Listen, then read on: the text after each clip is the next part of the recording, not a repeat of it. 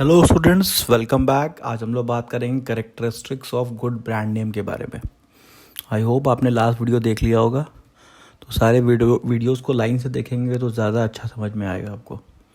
तो characteristic of good brand क्या है देखते हैं। Choosing the right brand name is not an easy decision. Simple सी बात है, किसी भी ब्रांड नेम का कुछ भी नाम रख दीजिए तो वो आपका ब्रांड नेम चलने वाला नहीं है। ठीक है, तो ब्रांड नेम को चूज़ करना ही बहुत ही हेडेक का काम है। बहुत सोचना पड़ता है, बहुत ध्यान रखना पड़ता है, तब जाके एक ब्रांड नेम बाहर आता है। What makes this decision important? In fact, that once a brand name is chosen and a product is launched in the market, changing the brand name is very difficult. So getting it right the first time is very essential. यहाँ पे क्या कह रहा है कि अगर brand name एक बार आपने चूज़ कर लिया और मार्केट में लॉन्च कर दिया, खूब सारे पैसे खर्च हो गए आपके लॉन्च करने में, आपने बहुत सारे एडवर्टीजमेंट कर दिए, पैम्पलेट बनवा दिए, बैनर बनवा दिए, आपने कोई एक ब्रांड नेम रख दिया। ठीक है, अब चूजिंग आपने किसी तरीके से चूज़ करके लॉन्च कर दिया, बाद में समझ में आया यार ये ब्रांड नेम तो बड़ा टफ है, लोग इसको याद ही नहीं कर पा रहे, लोग इसको प्रोनाउंस ही नहीं कर पा रहे। तो ऐसा कोई ब्रांड नेम रख दिया तो फिर अब उसको बदलना बड़ा मुश्किल हो जाएगा। क्यों? क्योंकि अब आपने बहुत एडवर्टीजमेंट कर दिया है। तो इसीलिए बहुत शुरुआत से ही आपको समझना होता है कि ब्रांड नेम रखने के लिए क्या क्या चीज़ें आपको ध्यान में रखनी है। तो देखते हैं क्या क्या चीज़ें ध्यान में रखनी चाहिए। Following are the sum of the consideration which should be kept in mind while choosing a brand name. अब क्या क्या चीज़ें हैं जो हमें ब्रांड नेम रखते समय ध्यान रखना चाहिए, ताकि आपसे गलती ना हो, बाद में आप ये ना कहो कि यार ये कौन सा ब्रांड नेम रख दिया, खाली हम और मेरा फैमिली इसका नाम जानता है, बाकी लोग तो बोल ही नहीं पाते हैं, बाकी लोगों को तो याद ही नहीं रहता। तो ब्रांड नेम ऐसा हो कि सब बोल पाए, सब याद रखें। ठीक है, तो देखते हैं।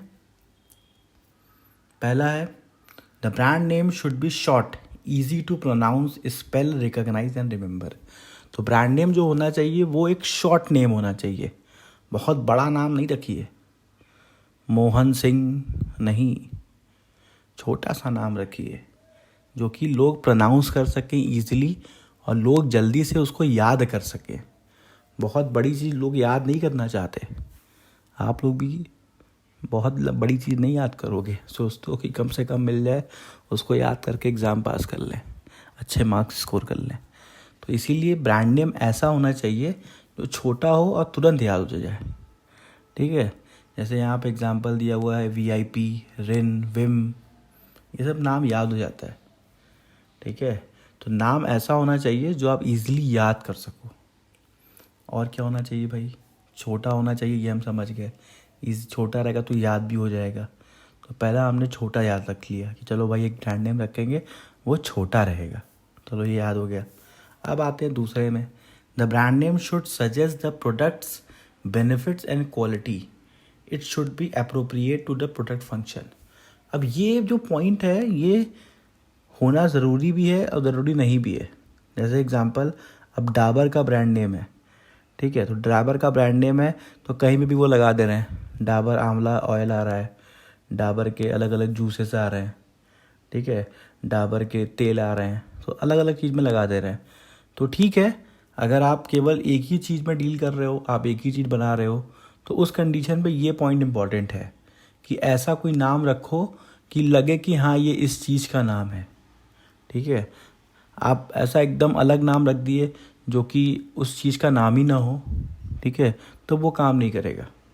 लेकिन अब ये जो पॉइंट है, एक्चुअली इस समय मार्केट में चल क्या रहा है कि जितने भी कंपनी है वो कभी भी एक प्रोडक्ट निकाल ही नहीं रहे हैं।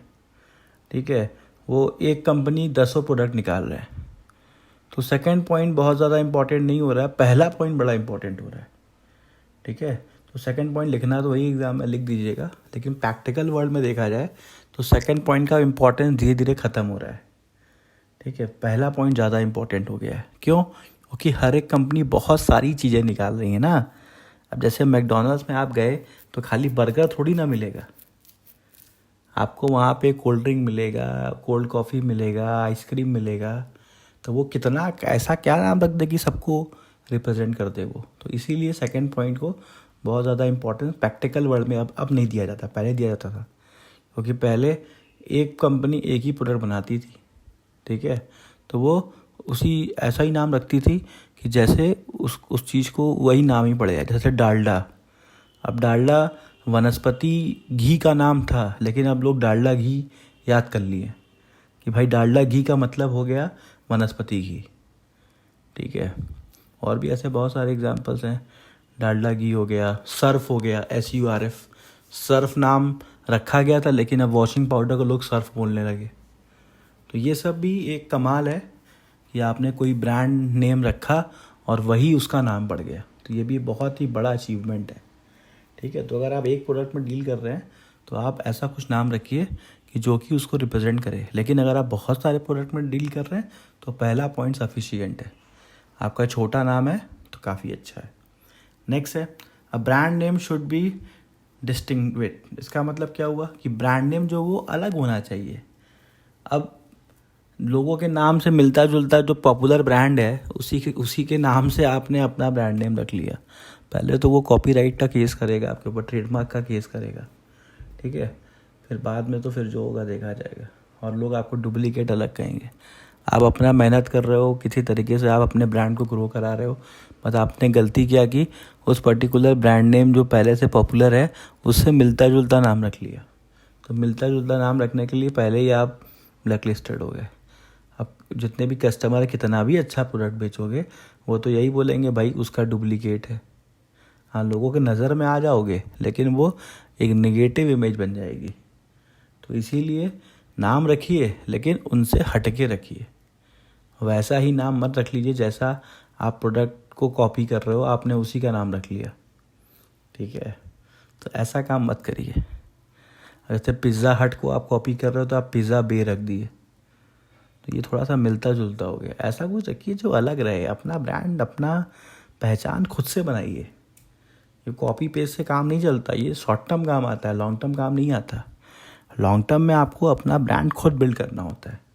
अपने ब्रांड को अलग दिखाइए और फिर उस पर मेहनत करिए, फिर देखिए आपको उसका रिजल्ट मिलेगा।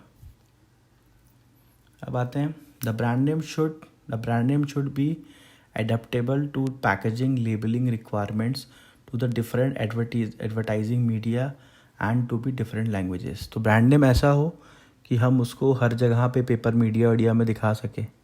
कोई अब ऐसा ब्रांड नेम मत रख दीजिए कि आप तो वो नाम बोलने में अच्छा नहीं लग रहा है, आप कहीं प्रिंट मीडिया में नहीं दे पा रहे हो, ठीक है, और आप डिफरेंट लैंग्वेज में उसको कन्वर्ट नहीं कर पा रहे हो। तो ऐसा कुछ नाम रखिए जो कि आप इजीली उसको रिप्रेजेंट कर सकें अपने एडवर्टीजमेंट में, अपने लेबलिंग में, ठीक है, अपने पैकेजिंग में उसको दिखा सके। तो ऐसा कोई ब्रांड नेम होना चाहिए। The brand name should B sufficiently versatile to accommodation with the product which are added to the product line। Versatile का मतलब यहाँ पे क्या हो गया, आपका ब्रांड नेम एक ऐसा होना चाहिए जो कि अब एक प्रोडक्ट को लेके आप उसी के पीछे ना भागे। वो एक ऐसा नाम होना चाहिए जिसके अंदर और भी कब प्रोडक्ट आ जाए। वही मैंने आपको पहले बताया ना, सेकंड वाला जो पॉइंट था उसमें बोला गया था कि भाई ऐसा रखो कि प्रोडक्ट को रिप्रेजेंट करे। लेकिन अब वो ज़माना गया, आज का ज़माना क्या है कि एक कंपनी 50 प्रोडक्ट बना रही है, तो वो ऐसा ब्रांड नेम रखे कि उसके अंदर सब लोग आ सकें, ठीक है।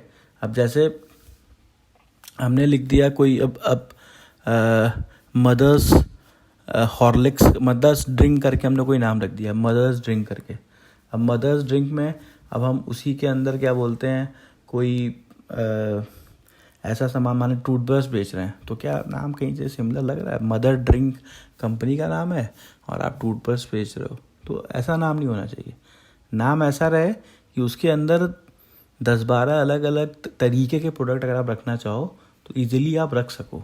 जैसे पतंजलि है, अब पतंजलि इन्होंने नाम रख दिया, अब क्या है कि उसके अंदर वो कुछ भी बेच रहे हैं। आप देखोगे पतंजलि के साबुन आते हैं, शैम्पू आते हैं, दुनिया भर की चीज़ आते हैं। हिंदुस्तान यूनिलीवर है, हिंदुस्तान यूनिलीवर के बहुत सारे उसी के अंदर प्रोडक्ट्स आते हैं। तो ये ऐसा नाम होना चाहिए कि जिसके अंदर आप कुछ भी ऐड कर लो, कल को आपको दिक्कत नहीं होगी। देखिए मार्केट अब वो नहीं रहा कि हम एक प्रोडक्ट में बेचें और हमारा बिजनेस चल जाए। मार्केट ये है कि आपको बहुत सारे वैरायटीज़ ऑफ प्रोडक्ट लेके निकलने होते हैं। तो इसीलिए ब्रांड नेम रखते समय आपको ये सब चीज़ें ध्यान में रखनी होती है।